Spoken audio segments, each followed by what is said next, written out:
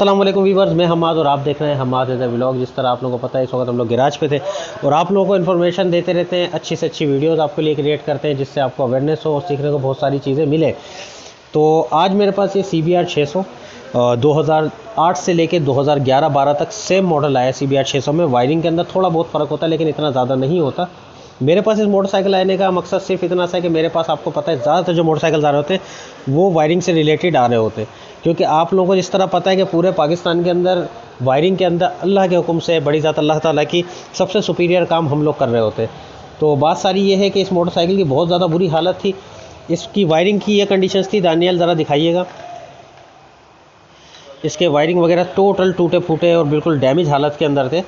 तो खैर ये मेरे पास आए हैं तो अब हम लोग इनको प्रॉपर तरीके से थ्रू आउट चैनल वायरिंग करके देंगे।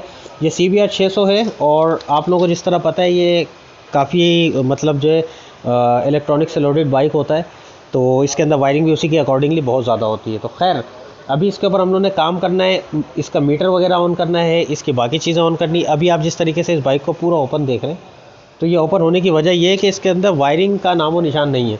ये खाली जो ऊपर रखी हुई है अलग है वायरिंग है। ये सारी वायरिंग जो है आपके जो पड़ी हुई है ये सब अलग है, ये ऐसा नहीं कि इसके अंदर कोई फिट हुई है।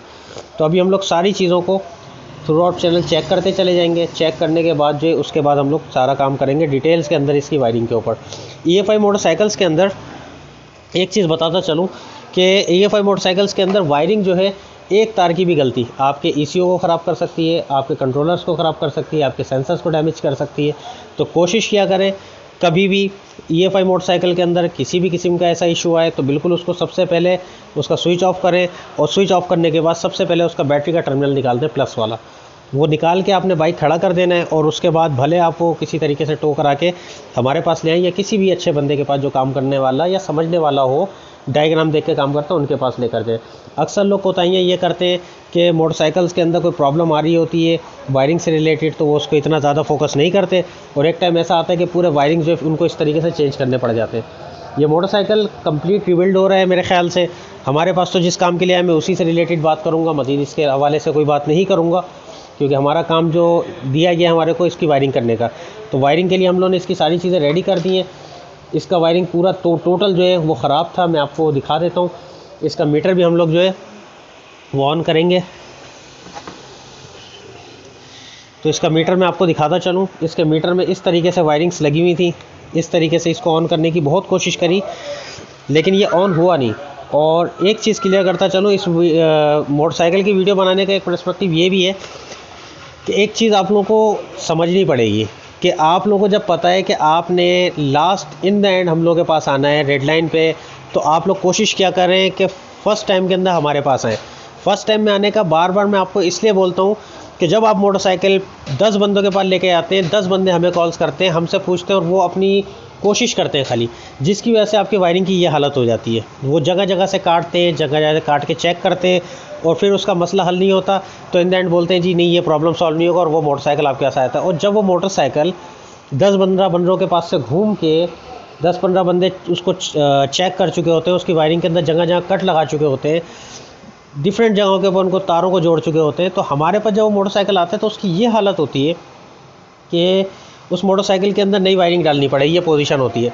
और अक्सर लोग बोलते हैं कि जी इसी वायरिंग को रिपेयर कर दें, तो रिपेयर करने के अंदर हमें बहुत ज़्यादा मुश्किलात का सामना होता है। और तीसरी चीज़ ये है कि वो जिन लोगों के पास से घूम के आ रहे होते हैं उन्होंने 5-10 हज़ार रुपये के बजट के अंदर उनकी गाड़ी बर्बादी की होती है, और बर्बाद होने के बाद हमारे पास आ रही थी, जब उसका बजट बढ़ जाता है तो फिर वो बोलते हैं कि जी ये क्या प्रॉब्लम आ गई, फला बंदा इतने में काम कर रहा था और डिमका इतने में काम कर रहा था। तो प्राइसेस के ऊपर भी बहुत ज़्यादा डिबेट हो रही होती है। तो बात इन शॉर्ट में ये कहूँगा कि डिबेट का ताल्लुक ही नहीं है, हमारी मतलब जो काम हम लोग जिस क्वालिटी का कर रहे हैं उसमें कोई डिबेट नहीं है। ये बात आप सब बहन भाइयों को हमारे समझने की ज़रूरत है कि भाई यहाँ पे जो काम हो रहा है हमारे पास रेड लाइन के ऊपर, वो लास्ट स्टेज के ऊपर हो रहा है, यानी कि जब आप लोग इख्तियार से चीज़ बाहर हो जाती है और अल्लाह के हुक्म से आप हमारे पास आते हैं तो हम ही लोग आपको रेडी करके दे रहे होते हैं चीज़ें आपकी। तो खैर इसकी पूरी टोटल वायरिंग हमने मोटरसाइकिल करनी है, इसके अलावा हमारे पास इस मोटरसाइकिल का कोई भी काम नहीं है। 2010-11 मॉडल का मोटरसाइकिल है, इसकी वायरिंग करेंगे हम लोग। कंप्लीट करने के बाद इसकी लूमें मैं आपको तरीके से दिखाऊँगा। कोई भी वायरिंग मेरी आपको इस तरीके से टेपों से जुड़ी हुई नज़र नहीं आएगी। हम लोग प्रॉपर थ्रू आउट स्लीव्स के साथ स्लीव चढ़ा के और जो ना तरीके से वायरिंग करेंगे, इसका भी कोई प्रॉपर इलाज करेंगे। ये जो आप जो जंक्शन देख रहे हैं और इसके अंदर ये इस तरीके छोटी छोटी टेपें मारी गई हैं, तो सारी चीज़ें असेंबल करने के बाद, इसको वायरिंग को कंप्लीट करने के बाद, एक एक चीज़ को डिटेल में चेक करने के बाद, जब इनके हैंड ओवर कर रहे होंगे तो उससे पहले एक डिटेल वीडियो बनाएंगे और आप लोगों को दिखाएंगे। तो जो मेरा काम है, जो हमने इसके ऊपर हमारी टीम ने काम करना है, वो आपको मैंने दिखा दिया। मज़ीद ये मोटरसाइकिल अल्लाह जाने कहाँ बन रहा है, कौन बना रहा है, उसका नहीं पता हमें। हमारे पास जो काम आया था उसकी डिटेल में वक्तन फ़वक्तन सेकंड स्टेप के अंदर आपको जो है वो दे दूंगा। तो इंशाल्लाह नेक्स्ट वीडियो में मुलाकात होगी। जब तक मुझे इजाज़त दीजिएगा, दुआ में याद रखिएगा। अल्लाह हाफिज़।